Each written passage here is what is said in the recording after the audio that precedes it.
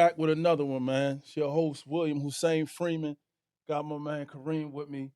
You say so. Formerly incarcerated people reclaiming the narrative, man, retelling the story, man. We human beings, but it's ours to tell. So we was having a conversation before we got here. We was actually supposed to shoot the last one, the cheat, but our man ain't here. So what we ready to do is we gonna pivot and keep y'all with some content. The conversation we had prior to even getting here was around finances, money, where our comfort level is, what we and the need to. brother asked the question. Go ahead, let's get it. Yeah. So the question I asked was, what's your comfort number, right? What number do you feel like you need to get to in order to be 100% comfortable? And so I wanted to two things about that. Again, this is a formerly incarcerated platform. We both have collective. I think E had put a number out that I can't remember. It was like something crazy. Yeah. 50, 60 years 70, collectively. 80 years, something like that. Right. I served 21 years. You served 7. 7, and I think E did a double digit there. But one of the things we were talking about is like these false concepts about money. And I was telling I'm not motivated by money. So, and I don't have a money problem, but I know my number gotta be upwards of 250, 300K. That's gotta be my number because under that, I'm feeling like I gotta do more. Right? But not motivated by money, more or less motivated by sustaining the bills and the level of life that we're trying to build for ourselves post incarceration. And it ain't been easy. Yeah. So I mean, you said you're not motivated by money, but me, I know I've been motivated by money since 8th grade. When I was in the 8th grade, I got my first job. It was working at a retirement community. I would get out of school 3 o'clock, had to be to the retirement community by retirement home by 4 o'clock.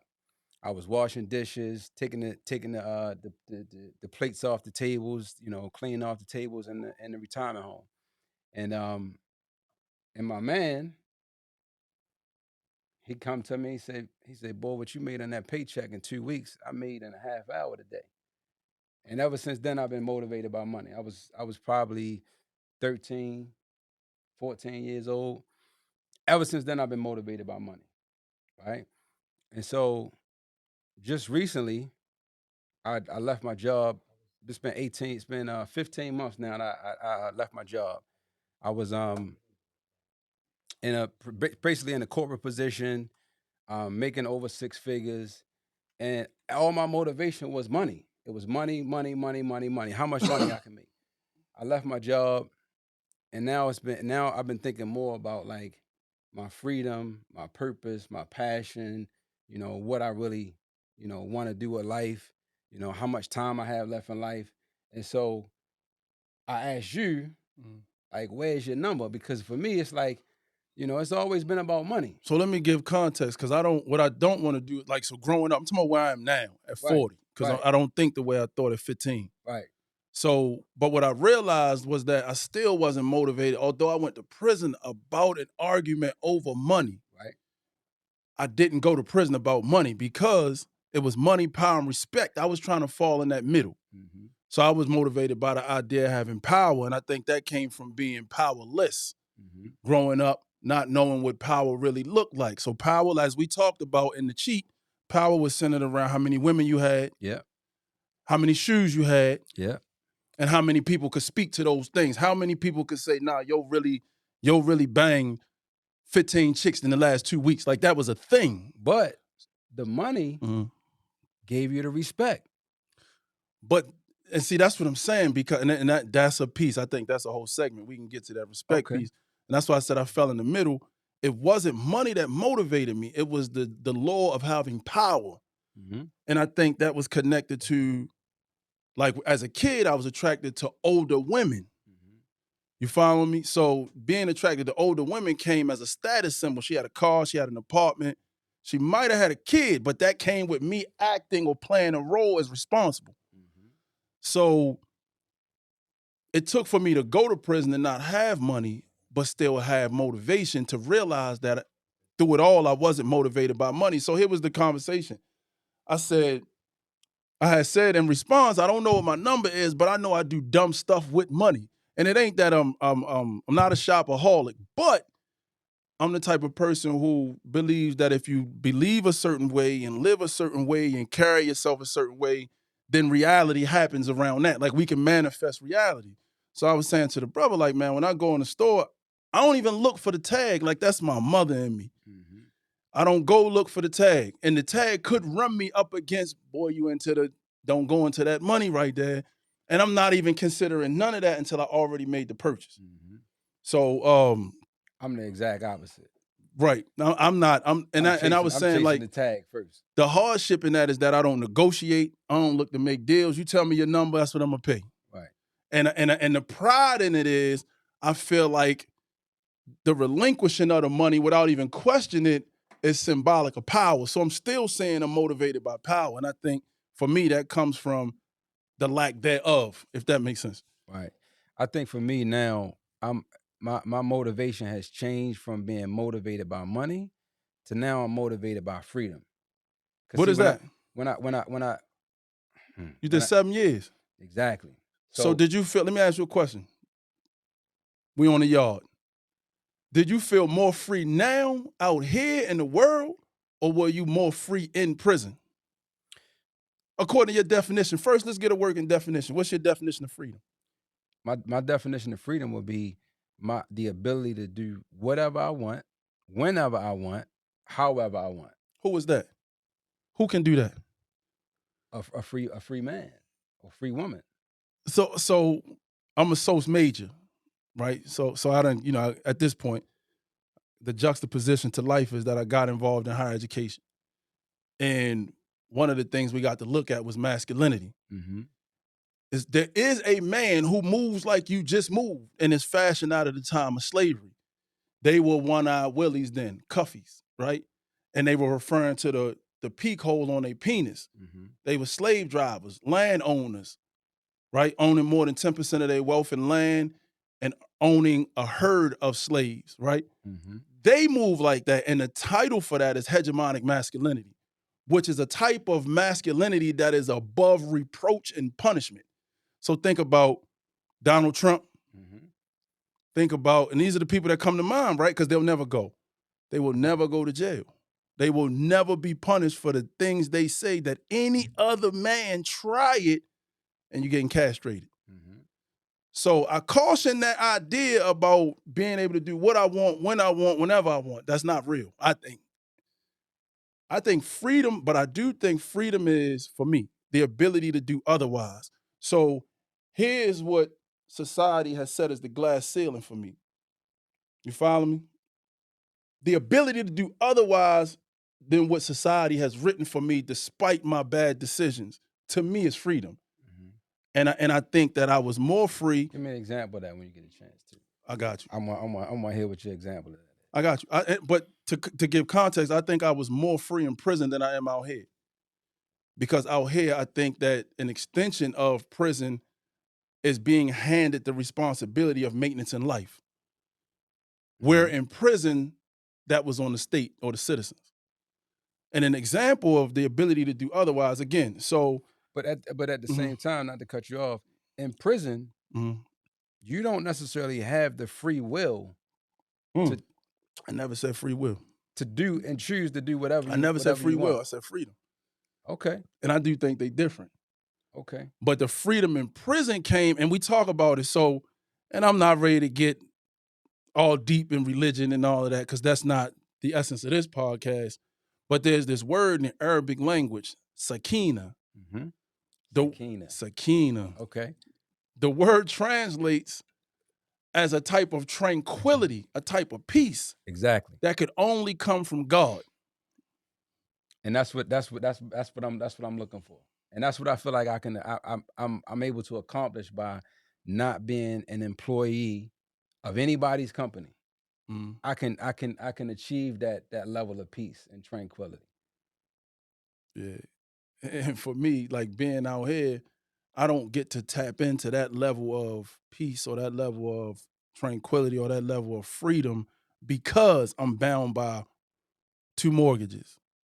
I'm bound by car note and insurance, healthcare, childcare. But some of these things are the shackles and the cages that you are putting yourself in. No, those belong to everybody. So I was told this when I got out. Rest in peace to Mr. Eddie Marshall Conway. And at some point, everybody who is living in a capitalistic society is going to contradict themselves. The way we think about to set up business is to what? Downsize manpower to what? Maximize profit, right? Essentially, those are the two driving principles in making an institution of slavery.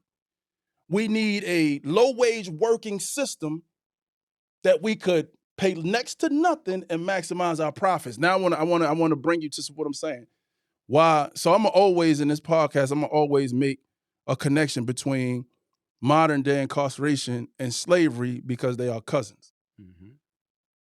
And so during slavery, at a point, slaves were given in certain areas, right? Now, I'm all over the place with this, and I won't be specific because it's not history class, but slaves were given a plot of land and told to farm that land. And the proceeds of it, use it to take care of yourself. Slaves started becoming tailors and started dressing better than slave masters. And it started causing confusion about, are they really human people, right? And not animals? And so then that was taken away from them in prison. And we were there for that when they took clothes. You were allowed to dress yourself until that dressing yourself was leading to what? Fraternizing, women getting, making relationships, men making relationships and everything else. Like we started being humans and they needed us to be animals to control us. Mm-hmm. So let's take the clothes from them and let's give them uniforms, mm-hmm. right? And they gave us uniforms and took care of us, air quote, right? Which was to me a removal of the freedom I'm talking about. Because see, if I got a state blue, I'm gonna keep it real simple, keep it simple, stupid. I got a blue DOC shirt and I got a blue polo shirt. Mm-hmm. Today I want to wear the DOC shirt because I want to tap into this degradation and have this motivation to come from this and do better. So I'm gonna choose that. To me, freedom is that simple because ultimate being free is about dying. You follow me? Like freedom is like a verb in a position, if that makes sense. Yeah, well, so this is getting real high level. And I would say the freedom that we're looking for in this life is a certain level of freedom, a portion of freedom. Like you said, freedom, real freedom is not here in this life. And like you said, we going high level, but my thing is like, how do we exist in this life, be comfortable, find freedom, find that sakina, right? And not stress ourselves out, not stress our partners out, not stress our families out, and be able to exist. And we the type of men that we are, we always gonna strive to succeed and reach higher, right? Which most men are and women are. Why you say the last part? What, women? Yeah. Because they want to succeed as well, right? They want to succeed, just as well as we do, right? But we said we would get at a space where they could speak for themselves. We said that from the beginning. I just wanted to make sure. True that. Did you feel pressure to say women? If we don't include the women, somebody's going to say, but hold up. Well, why you ain't say women want to succeed and want to, But hold up. What about that freedom you was just talking about? Because that just seemed like you was incarcerated. Because I want us all to be free. That just didn't seem like you was free. I want us all to be free. Black, right? You said freedom, Black. I want us all to be free. Then you said men, lick your lips, and women. And women, right? I want us all to be free. Oh, man, I love it. Yeah. Back to the point. What's your number, though? Because let me say this to you. Let me say this to you. I don't have a number. Let me say this to you. I don't have a number. Them nice cars you drive, them nice clothes you wear, credit. The nice houses you live in, credit. The nice, hobbies that you like to, credit. Get involved in. Yeah, credit. Right? It all takes a certain level of income. Credit. Right? So the credit is cool, but you still got to pay for that. You still got to pay that credit back. But ain't you the one? Hold on, because see, there's a whole backstory to this relationship here, but this is the one who. So I was released. He had already been released, and I had the favor and privilege of watching him walk out and then come home and take off. When I came out, he gave me the keys to a box truck. Said, I don't want nothing from you. Here, right? That's what I want you to do, though. Always set something up so that it will pay for something else. Don't pay for something with your own money. Correct? Yeah. And so that's a jewel. That's a principle. We probably drop that down the bottom just so you don't forget it, right? Don't go to work to get what you want. Go to work to set up something that will produce residual income, cash flow, and then use that cash flow to stage your life. And that's all we doing, because, I mean, we just staging life. Insurance ain't real. Most people don't tap into it. And when you tap into it, you got a deductible and all this, what it don't cover.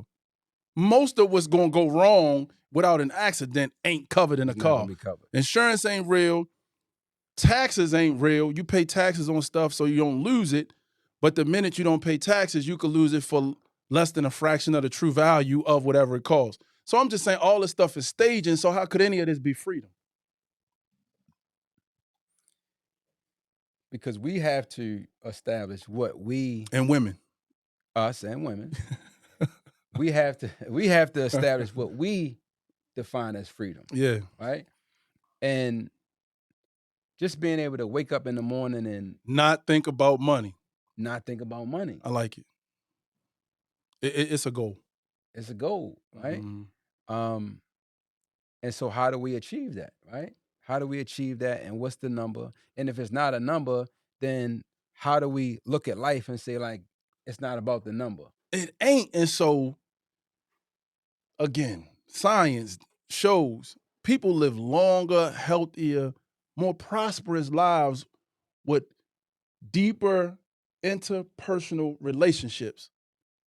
So it still goes to the collective power of the people, not money. If you got people, you have wealth. Mm-hmm. Because with people in a system of bartering, right, you will always have something to eat, someone to live, something to wear, something to hope for, right?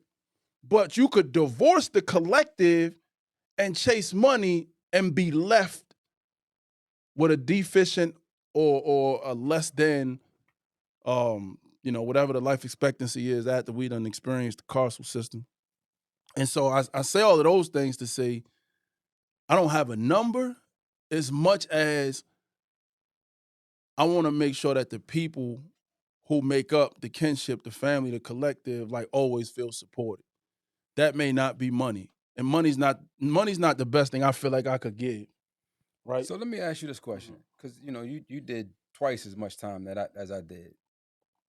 And I value my freedom so much, right? Mm-hmm.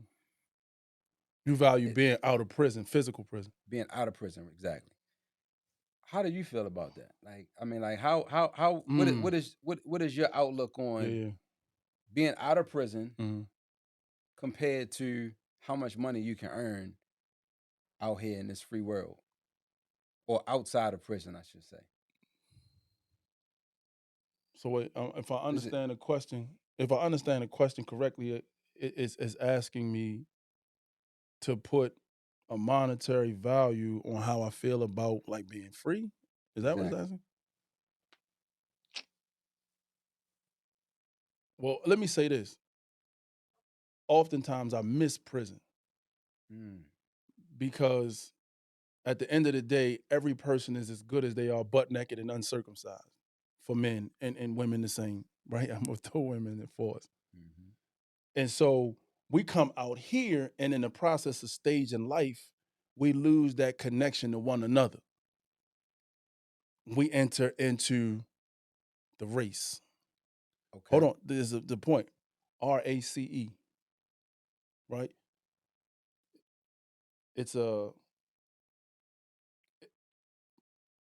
We enter into the race though as the race as it's been stigmatized.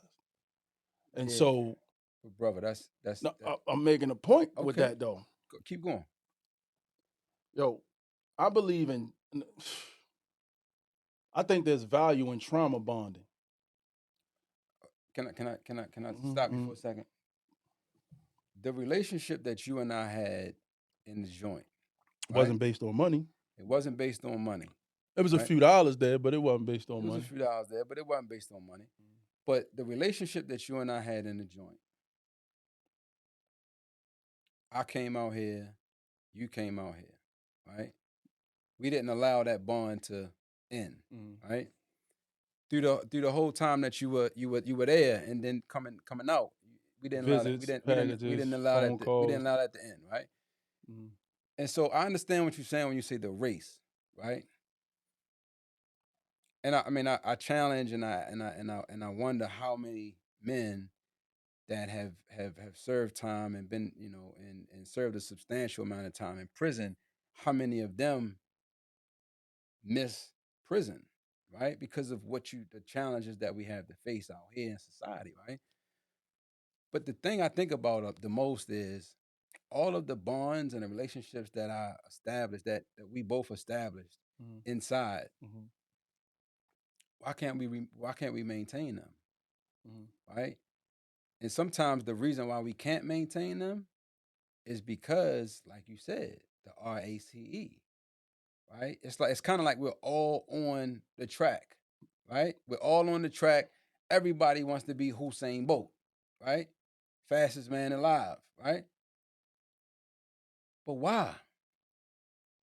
Like, what's it proving? Because in there, like, we all was running the same race. Again, I think it points to the dominant culture. There's a culture. But does that take us to what we started from, the power and the respect? And it's not necessarily about the money at all, but it's about the power and the respect. I know more people. I have a bigger network. And see, that last I make part more though, money. I still like it is about the power. And again, I think we would have to get a working definition. And probably that's a whole nother shoot, is to talk about respect. Because I think a lot of times the way respect is used is synonymous with fear. And not like this type of respect that's I think respect is a myth, right? Because it's temporal, meaning it's bound by time. It could change. It's not something that just stays in place. Most of where I'm coming from anyway, what I've experienced in life is like people tend not to be disrespectful when there is a potential for retribution. When you can be held accountable, right? Does that go for men and women? I think because man, I'm a big proponent and supporter of like women or whomever speaking for themselves. So I would love to get to this point where we bring women on, definitely, and we shoot the fair one with them. You know what I mean? Not with them, but we had this conversation. I would love to know if how women feel about their the importance. What's more important to them, love or respect, in a relationship? What's more important? What's more important to you? Love or respect? Yeah.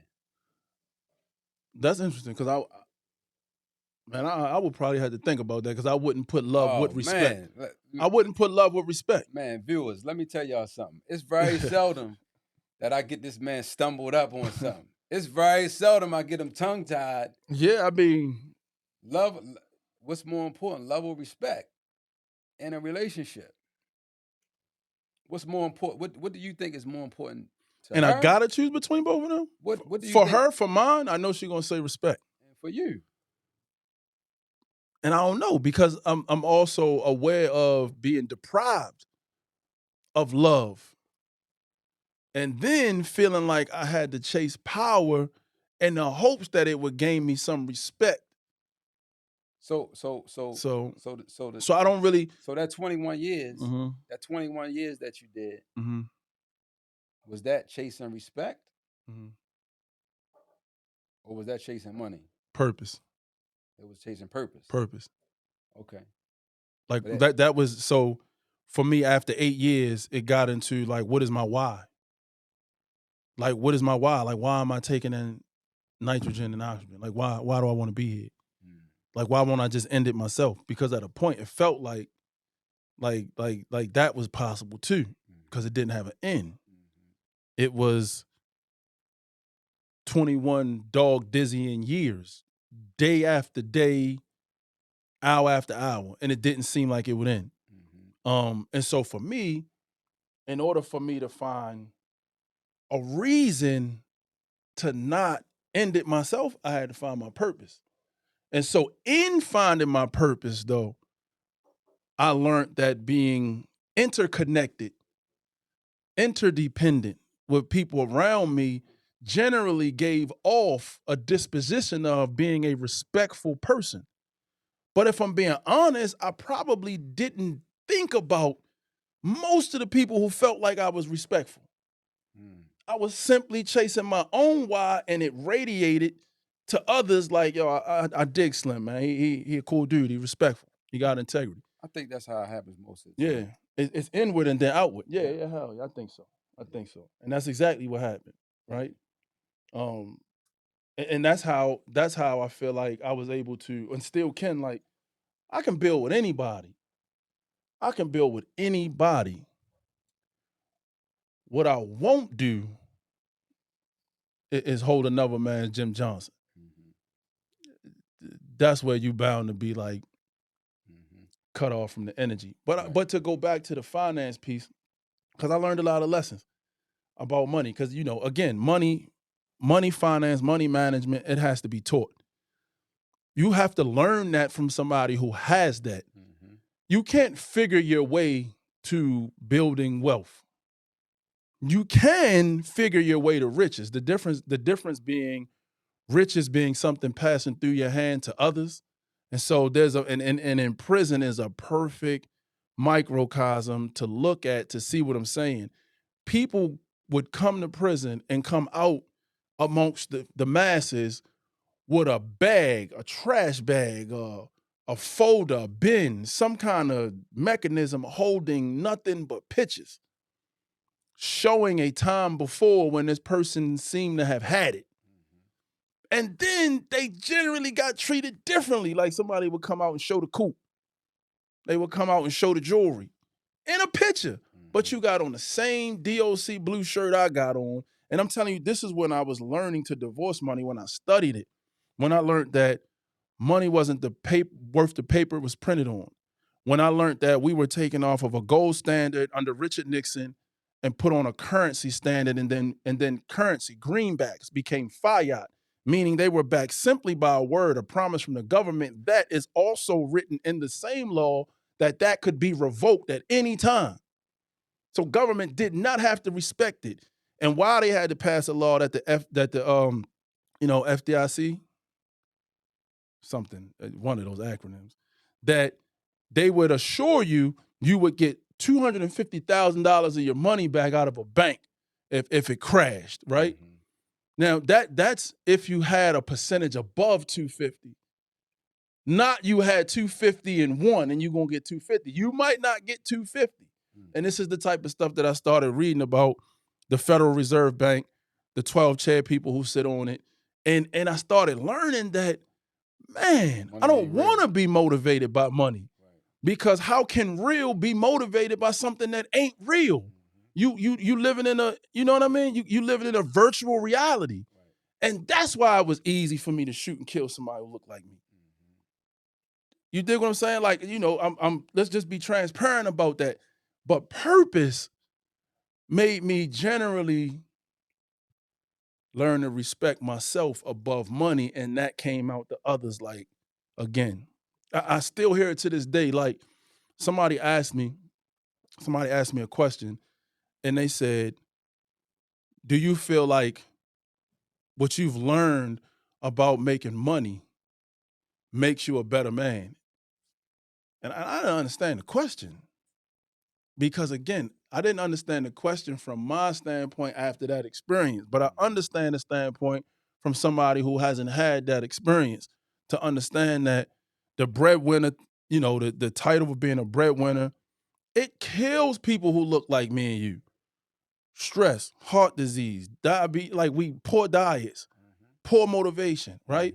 It leads to impotence, you know, ailments in your children if you do produce.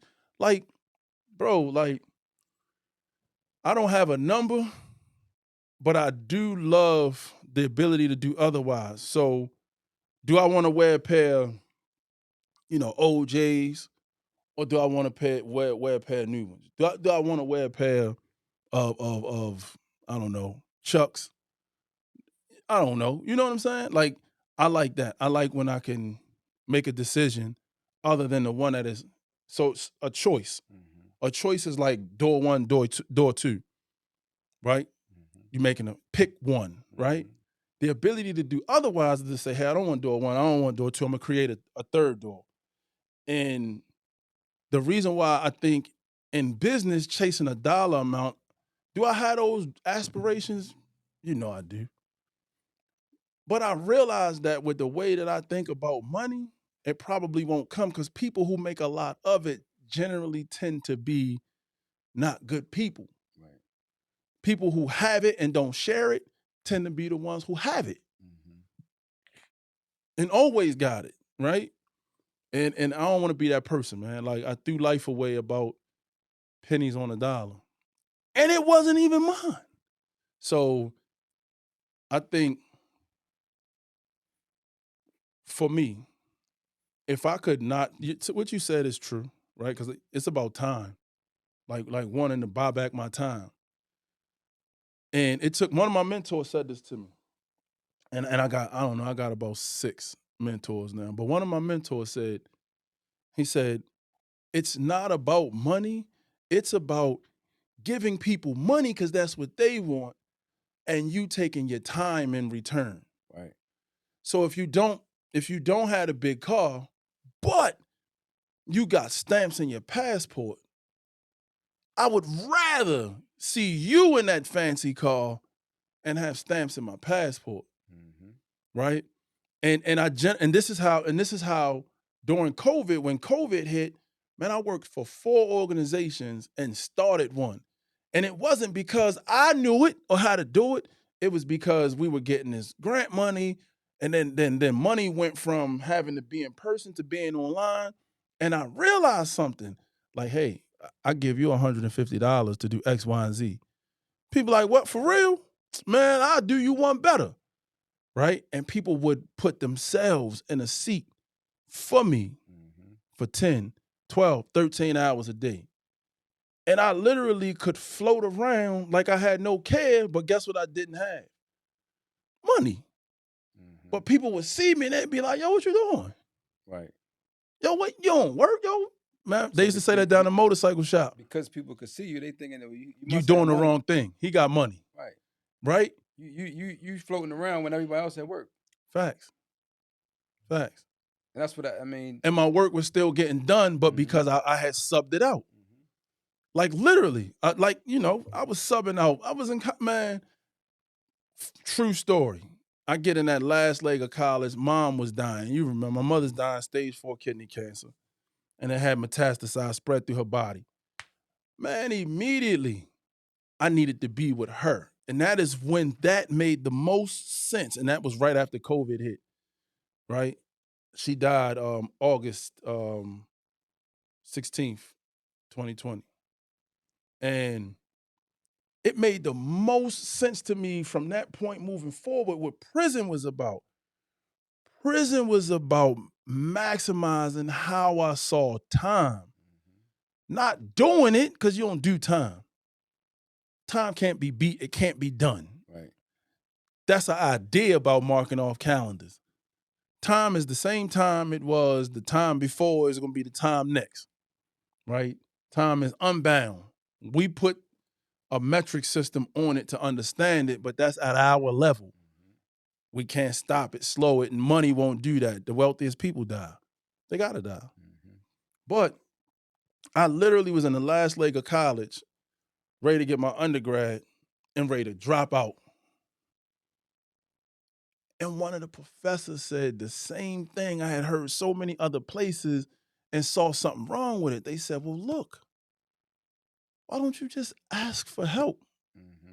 And then asking for help was a return of, he's a good guy. Again, here's an opportunity or an example of where money ain't as big as purpose, integrity, what people would say of you, your character. Bro, I would rather have people who understand those things than a big duffel bag full of money. That network is way more powerful than the money is. One of them is healing. The other one is hell. Like, in the sense of money. Now, I'll take credit over all of them because then that means those people put you in good standing. Like, no, he's good for it. Right. And that's exactly why credit is king. Is because it speaks to who you know or who would speak for you at the institutional level. And so, see, my way of figuring out how to maneuver and actually achieving a certain level of freedom was back in about probably like 2019. I started researching and started understanding what passive income meant. Right? When I started realizing and understanding what passive income meant, I started looking into Airbnb. I started looking into what I can rent out, what I could, what assets that I had that I could actually, turn that into an income. And then Airbnb took off, and then, renting out cars took off and things like that. And so it allowed me to still maintain my lifestyle and actually increase my quality of life, because now I was in a position where I wasn't able to take my son to school, every day. Now I could take my son to school every day, whenever I want. I could pick him up from school, take him to school, whatever. And so, and it didn't decrease my income, right? And so that to me started looking like, now this is freedom, right? And so thinking about, like you said, credit, credit is king. We using other people's money to finance everything. We start looking at passive income, and that's the way that that my outlook of freedom is, right? So I don't have a number anymore, right? I don't set myself up for like what my comfort level number is, because like you said, all I want to do is be able to stamp that passport. If somebody says, "Come on, let's go," we out of town, I'm out, and I don't have to answer anybody. But I never really looked at how much freedom that we had in the joint, right? And how many people are still in a position where they think about like, I kind of missed that, right? The thing that I missed the most is the relationships. Yeah. Right? Yeah. The relationships that we had in there, man. Unmatched. Man. Unmatched. Totally unmatched. Unmatched. It to me is still mind-boggling to think about a group of 5 or more men finding a way to make 3 duplex, not packs, 3 singular duplex cookies reach everybody. And then get out here and get into the thousands of dollars and can't find a way to negotiate or collaborate and share 10 of those dollars. It was like loaves and fishes in there. Bro, come on, man. It was loaves and fishes. Come on, man. And everybody was eating. Everybody was eating. This is what I'm saying. Like, I remember lockdowns, and again, I'm not romanticizing about prison. But it's real. Yeah, I'm making a point to say, like, what prison actually helped me learn was what's real and what's worth it. Well, we wouldn't be here today. Facts. If it wasn't for prison. Man, this podcast itself was birthed out of a cheat experience, right? But the realization or the reminder was, wait a minute. This virtual reality is not worth losing these real connections to real people who have shown up. I called the brother. He told me they was building the set, Said I got the videographer, Chaz Moody Media, shout out. Man, I'm like, hold on a minute. I'm going to tell you what we getting ready to do. I called again. I thought about the wealth of the brotherhood, and I tapped. I only had to call 2 brothers because I knew anybody that I would call out of that network would be here. but I wanted it to be people who had managed to navigate reentry in a way that is sustained and growing. Mm-hmm.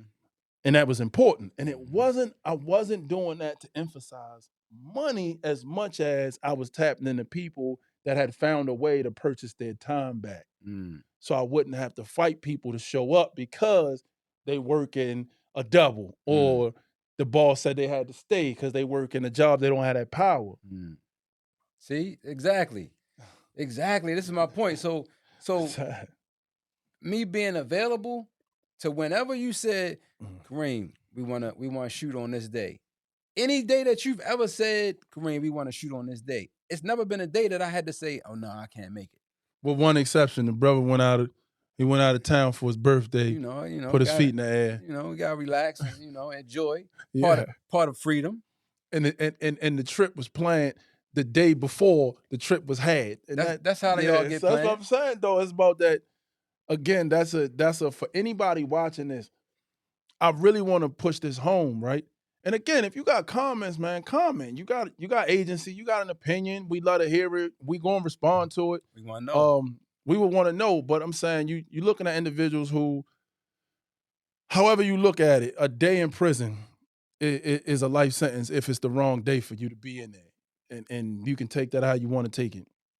But you're talking about individuals who maybe haven't amassed a bunch of dollars, but the sense of what we're saying is not dollars, but value. Value. Facts. So much value. Facts.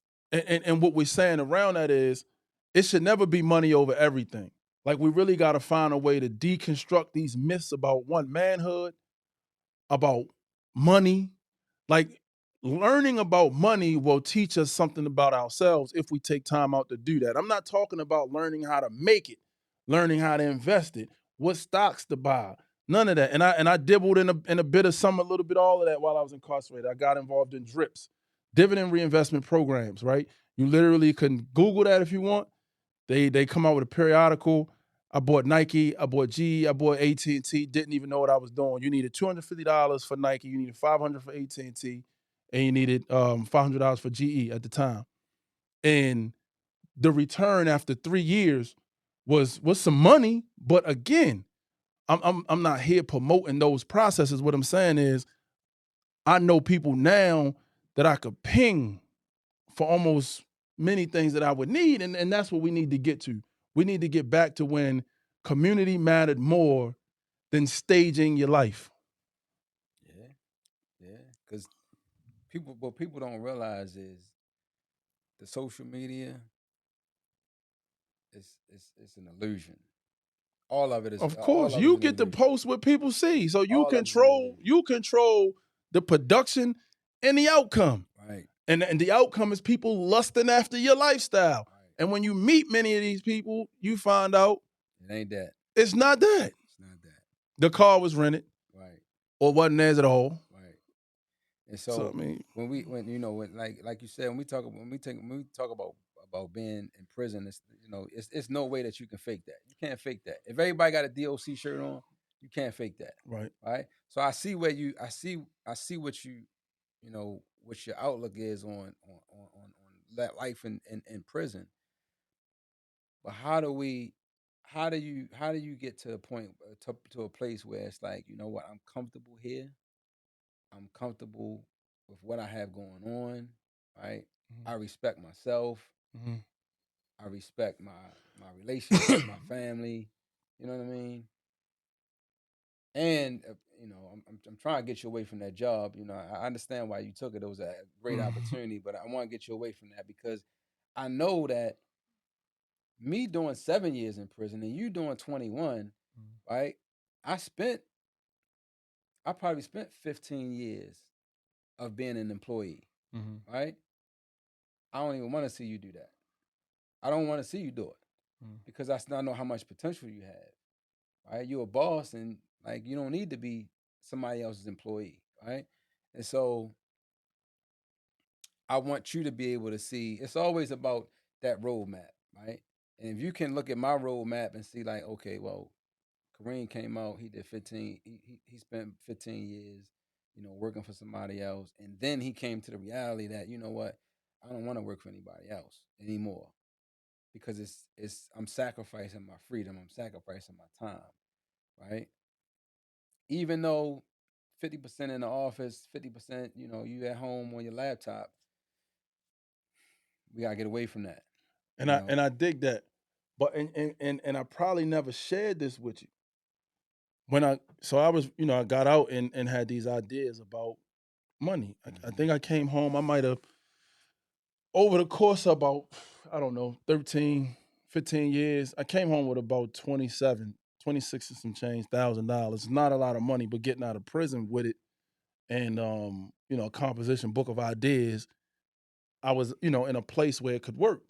But the thing that was happening was people who didn't have the things that I had just getting out. Now I ain't talking about money, I'm talking about somewhere to go, a community of folks at an institution, a university, waiting to receive me. Like everybody didn't have that. And so people was literally hit me like, yo, it's hard. Like I can't get a job, I can't do this, I can't do that. And so I'm a community organizer, but I'm an advocate and I work in policy. So I don't be personally, this is a personal thing. This is my podcast. And again, I'm gonna be real on it. I don't believe that policy change is the way to the reality we hope for. But we got to take it off the table, right? And I learned that with the chain of command in prison. You will pull up the warden and say, hey, X, Y, and Z is going on, and this is what it's going to lead to. This is the solution. The problem statement. Right. And the warden would say, did you do an internal complaint? No. I hear you, but I don't hear you. But I can't move. Right. Because you didn't follow the chain of command. So policy for me is like following the chain of command, remove it from the table. So what are we working on? And the organization, the nonprofit is called Raw Trust, Redistributing Agency and Wealth. It's an official 501c3. We are seeking to do protective class status, fully free, like build a movement. And it's already happening in other places. But my why I work was because I knew I had things that other people didn't have. And if they told me no, I also had a big mouth. And I also was realizing how social media could be leveraged to push back against these institutional restrictions and barriers. And so, we dropped the t-shirts, the formerly incarcerated shirts. We were going to Annapolis. We were giving written and oral testimony around diminution credits for violent offenders. I'm a former violent offender. Carrying a handgun is a form of violent offender. Another form, in the statistics, the data around formerly so Sentencing Project has data out there about that. Like, we really recidivate. People who commit violent offenses recidivate at less than 10%. And in some countries, they did a around the globe analysis, right? In some countries, it's 1 to 3%. So what does that mean when you Google recidivism rate and you see upwards of 80% returning? What that means is that we've been lumped in with that, and so it looks like, it's the violent offenders. They shouldn't get a second chance. Right. But the reality of it is we do too much time, we age out. And then when we come home, not only don't we go back to prison, but we don't be motivated by the same things other people be motivated by, because we know that essentially that leads back down a road of degradation. Right. And so my why, my purpose began to be, my last name is Freeman. I launched Freeman Enterprise LLC, and then it fell in not good standing because I didn't know how to, manage and keep the books and all those things. But the slogan is give a free man a shot. And it was a play. It was a play on my charge, but it was a play on also like an opportunity. Because I had been told so much, you can't get that because you're a violent offender. You don't qualify for that because you're a violent offender. You're not eligible for that because you're a violent offender. No, you can't do Airbnb, you're a violent offender. No, you can't drive Uber and Lyft because you're a violent offender. Amazon will take a look at you in 7 years. And so although I had came home and had other ideas about money, and my mind right out of prison was flipping motorcycles. I would go on Marketplace and I would negotiate people down. And you're gonna hear more no's than yeses, or I'm good, bye, talk to you later. Right. But by the time someone is putting something on social media to sell it, they're in need of the money one way or the other. So it's just about being persistent. Right. And so I would talk somebody down on a motorcycle. Like case in point, I think maybe I had flipped 3 motorcycles when I realized like, yo, there's money in this. Like I knew people was flipping cars. I didn't want to get under somebody and pay them a fee to get a dealer's license. Don't need it, right? So I would go in there and literally, I had bought a 2007 CBR Repsol 1000, kitted out, piped out.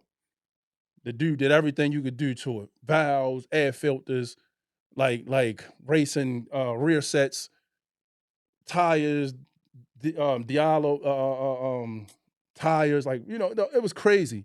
The joint came up in a wheelie in every gear. It didn't matter. And I was able to get that bike for $4,000, sold that bike for $7,000, rode it for 2 months, and then turned around and sold it for $7,000. And so I'm looking at guys go to work and making less than $1,000 every 2 weeks, and I'm like, yo, I can do this because I came home with some dollars. right. But I decided, like, no, I'm gonna make them give me a job because I got a degree, because I got some people behind me, and because I know how to speak for myself, and other folks might not have those things. It became my why out here when I had lost my why for a minute coming home. Right. My why in there was because they betting against me. Mm-hmm. They trying to kill me, system. And so I hear think you with the I had work. that. I'm coming out of that. I had that same why. Mhm. I had that same why. Thinking that because of the felonies, I wasn't gonna get a job. Nobody was gonna give me the opportunity. People started giving me opportunities, and then And I'll push back. People didn't give you opportunities. and well, You you're you right. you struck luck, and I'm gonna define luck. This is not new, right? When preparation meets opportunity, you had prepared. You was a boss, Yeah, and the opportunity was presented, and there wasn't a better candidate. true that. I think that what I thought was, I thought that, and you showed me something that that I was afraid to do. Right, I came out here and I never would tell anybody about my incarceration. Any job I went in front of, when I was in the workplace, I would never talk about incarceration, never tell anybody I was incarcerated. People never even thought about my incarceration, never thought I had ever been incarcerated. And you came out and you was blowing that thing out like you had a bullhorn. You know what I mean? Everybody, you were letting everybody know that you were, incarcerated, formerly incarcerated. And my thought was, people are going to think that I'm a criminal. People are not going to trust me. People are not going to think that I'm dependable. And you showed me that nah, you can let people know that that you've been incarcerated, that that you plan on changing your life around. And so um I take that out of your book now, and I'm not afraid to tell people like, yeah, I've been incarcerated. Like, it's what I mean, it's something that happened in my past, and I'm past it, and give me an opportunity anyway, right? Um and so I think that that's another part of the freedom, right?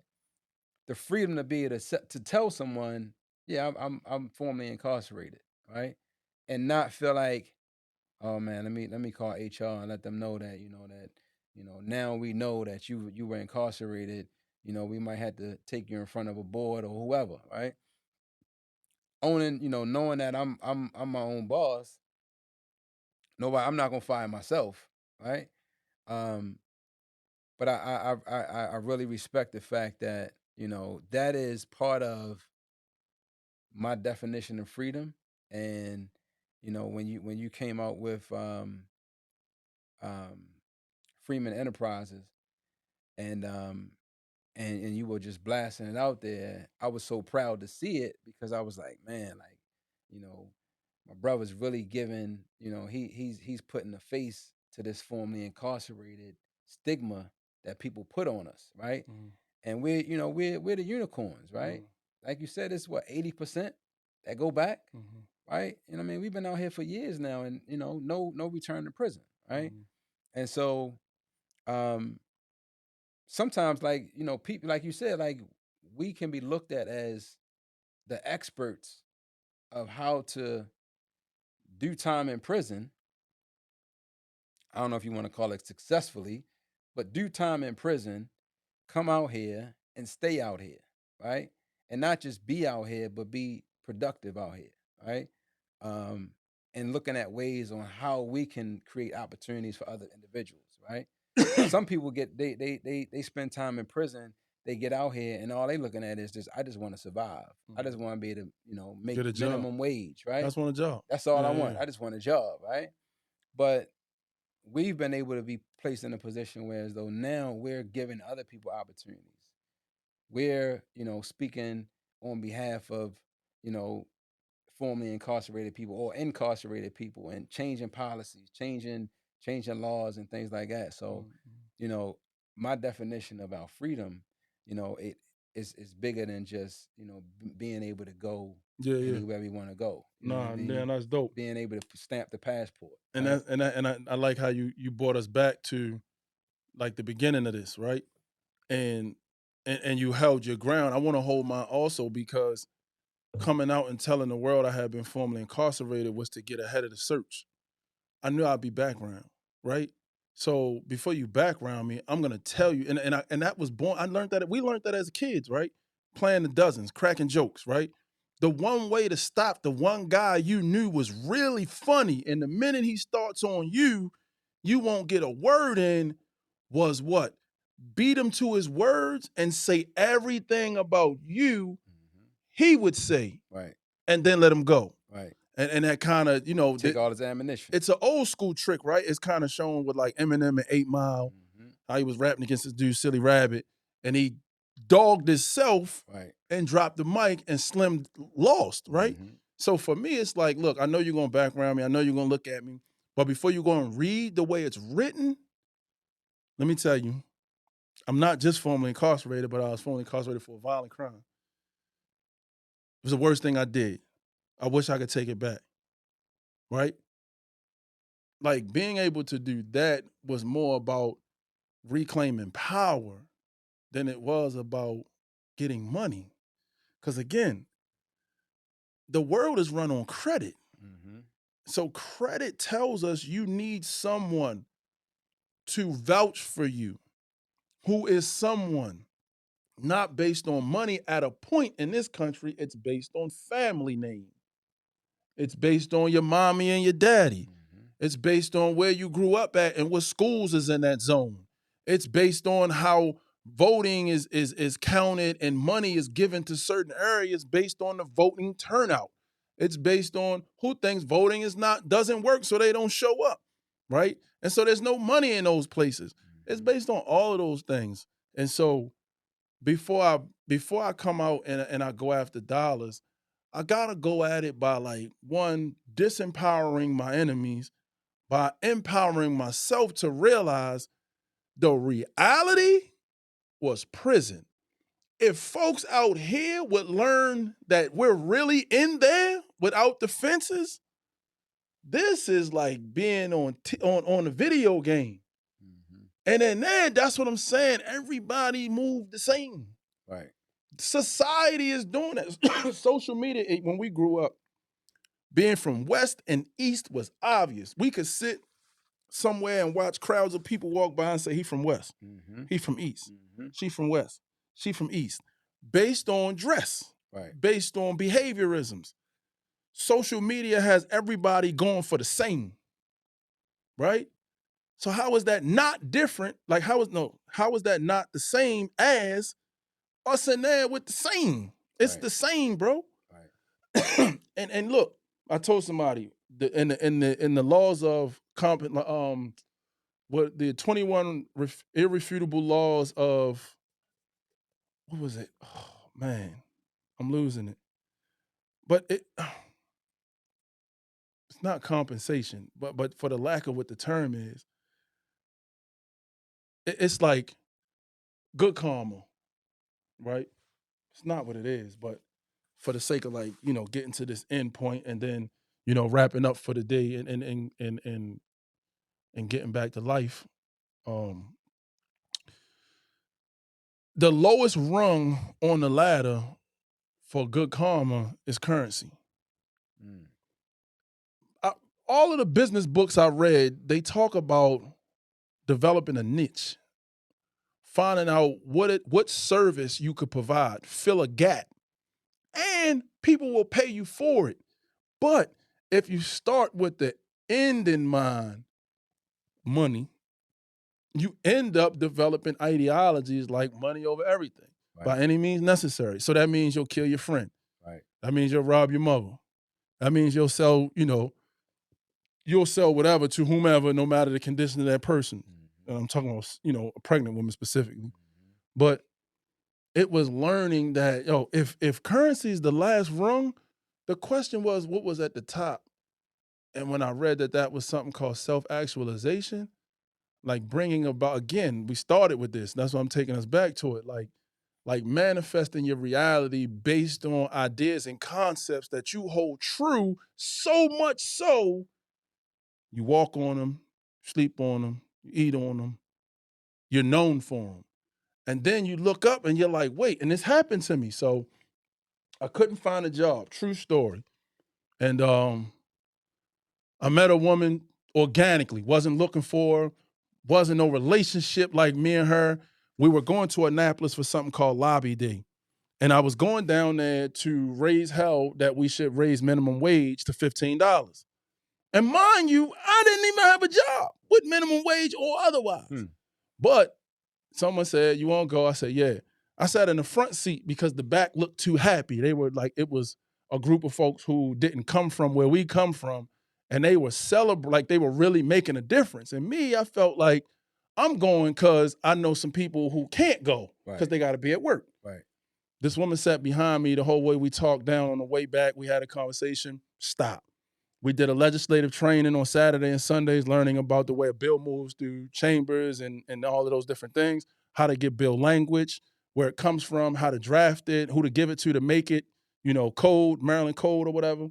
And I went and I said some things to a group of folks. This woman approached me and gave me a check for $15,000. Wow. True story. True story. And I can say her name, but I don't need to because we went and started an organization that I got right now. And she gave me a check, told me don't open it. I didn't even know it was a check, it was an envelope. I had my mom dying, right? No health care, no insurance. And I wasn't worried about money. Not just money. I was on purpose. Right. That 15,000 was followed by thousands, to the point where I'm like, whoa. And it went here. And I almost forgot why the cheat was born. I almost forgot people.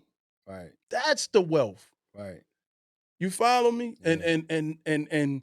And the minute you forget, guess what happens? Money is leaving you so fast. You don't even realize it. You don't even realize that money isn't leaving you half as fast as the people. Damn.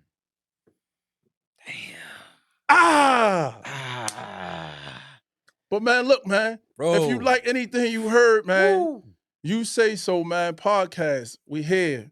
Formerly incarcerated people, not just men and women. In fact, women being incarcerated on an increase by over 600%. They coming. We got them coming. We won't be here. They'll be here. It'll still be You Say So. But again, hit the like button. I didn't say that at the beginning because I think if I hold you ransom trying to get you to hit the like button, you don't even get to hear the content. Hopefully you stayed the whole time. Something you heard intrigued you. Leave a comment. Reach out. And my name is Husayn. I'm Kareem. Go. You can reach me at Airbnb